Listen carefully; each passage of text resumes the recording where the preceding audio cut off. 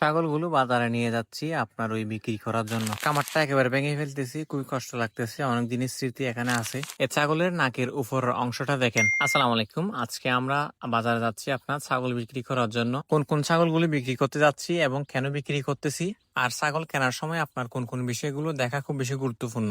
এখানে যে বাচ্চা ছাগলটা আপনারা দেখতেছেন, এটা হচ্ছে খুবই অসুস্থ।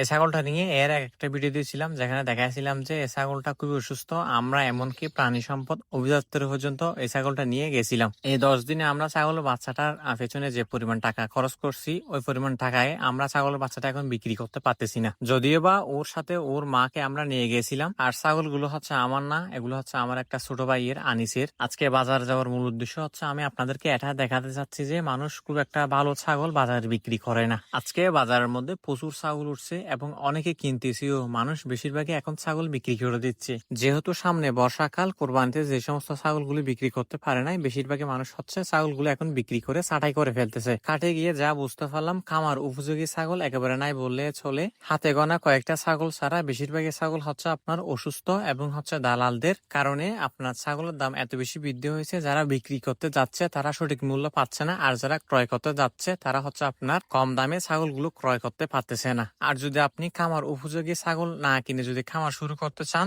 তাহলে আপনি অবশ্যই এখানে লস করবেন। এখানে কি পরিমাণ মানুষ দেখেন, আর ভরপুর ছাগল উঠছে এই বাজারের মধ্যে। আমি প্রায় সময় যাই, কিন্তু এত ছাগল এর আগে কখনো দেখিনি। হয়তো কোরবানির সময় উঠছিল, কোরবানির আগে এবং পরে এত ছাগল খুব একটা আপনার উঠে না। তবে হ্যাঁ, কিছু কিছু ছাগল এখানে ছিল যেগুলো হচ্ছে আপনার খামার উপযোগী। আমারও পছন্দ হয়েছে, যেহেতু আমি আপনার ওই মাদি ছাগল নিয়ে কাজ করব না, সেজন্য আমি ওই ছাগলগুলো আপনার দেখি নাই আর কি। যে কয়টা খাসি উঠছে আমি সবগুলো দেখছি, বেশিরভাগই হচ্ছে আপনার অসুস্থ। ভবিষ্যতে আমার হচ্ছে খাসি ছাগল নিয়ে কাজ করার খুব বেশি ইচ্ছা, আর এখানে হচ্ছে আপনার খুব একটা ভালো খাসি উঠে নাই। কেউ যদি সুস্থ সবল ছাগল নিয়ে খামার শুরু করতে চান, গৃহস্থির কাছ থেকে 500 টাকা বেশ হলে আপনার ছাগলগুলো তাদের কাছ থেকে সংগ্রহ করার ট্রাই করবেন। এত হবে কি, যে ছাগল বিক্রি করতেছে সে ওখান থেকে 2 টাকা পাবে, আর আপনি পাবেন একটা ভালো ছাগল। এই ছাগলটার অবস্থা দেখুন, একেবারে নাক ছিটে খেয়ে ফেলছে। বেশিরভাগই হচ্ছে আপনার এরকম ছাগল। আর যে সমস্ত ছাগলগুলো গৃহস্থের কাছ থেকে আপনার দালালরা কিনে, ওরা হচ্ছে আপনার ছাগলকে অতিরিক্ত পানি খাইয়ে দেয়, যার ফলে ওই ছাগলগুলো দেখতে একটু আপনার ওই চকচকে লাগে কিংবা আপনার একটু মোটা লাগে। ওই সমস্ত ছাগল যদি আপনি কিনে নিয়ে আসেন বাড়ির মধ্যে, দেখবেন যে আপনার ছাগল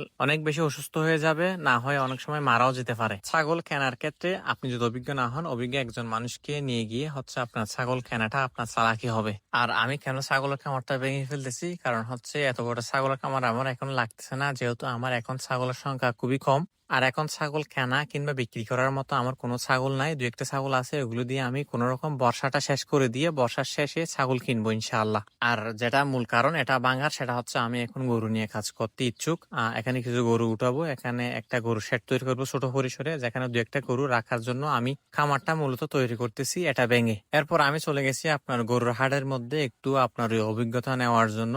গরু দেখতেছি এবং দাম জিজ্ঞেস করতেছি, যাতে আমার একটু অভিজ্ঞতাটা বৃদ্ধি হয়। আর আজকে হচ্ছে আপনার প্রচুর পরিমাণ গরু উঠছে, যে গরুগুলো আপনার কোরবানিতে বিক্রি করতে পারে নাই সেগুলো পর্যন্ত এখানে আসছে। অনেক বড় বড় গরু ছিল, যদিও আমি ওইগুলো ভিডিও করি নাই। আর একটা জিনিস আমি লক্ষ্য করতেছি, প্রত্যেক বছর গরু যারা পালন করতেছে, যারা গরুর খামার করতেছে, তারা বেশিরভাগই খামারিরা হচ্ছে আপনার লস করতেছে কিংবা আপনার গরু বিক্রি করতে পারতেছে না। আসলে গরু নিয়ে কাজ করার আগে এসব বিষয়ে আপনার প্রপার নলেজ থাকা খুব বেশি গুরুত্বপূর্ণ, না হয় এখানে অনেক বেশি লস করার সম্ভাবনা রয়েছে। আমাদের এদিকে হচ্ছে যারা প্রান্তিক খামারি 8-10টা গরু নিয়ে কাজ করে, প্রত্যেকটা খামারের মধ্যে 1-2টা গরু তারা বিক্রি করতে পারে নাই। এরপর আসলাম হচ্ছে আপনার যেখানে হাঁস মুরগি কবুতর বিক্রি হয়, সেখানে একটু আসলাম। এখনো দেখতেছি প্রচুর মানুষ, অনেকে আপনার কবুতর বিক্রি করতেছে, ক্রয় করতেছে, মুরগি বিক্রি করতেছে, বাচ্চা বিক্রি করতেছে, হাঁসের বাচ্চা, সবকিছু মিলিয়ে খুবই ভালো লাগছে। আমি মাঝে মধ্যে এরকম বাজারে ভিজিট করি, যাতে আমার বাজার সম্পর্কে একটু আইডিয়া হয় এবং আমি যাতে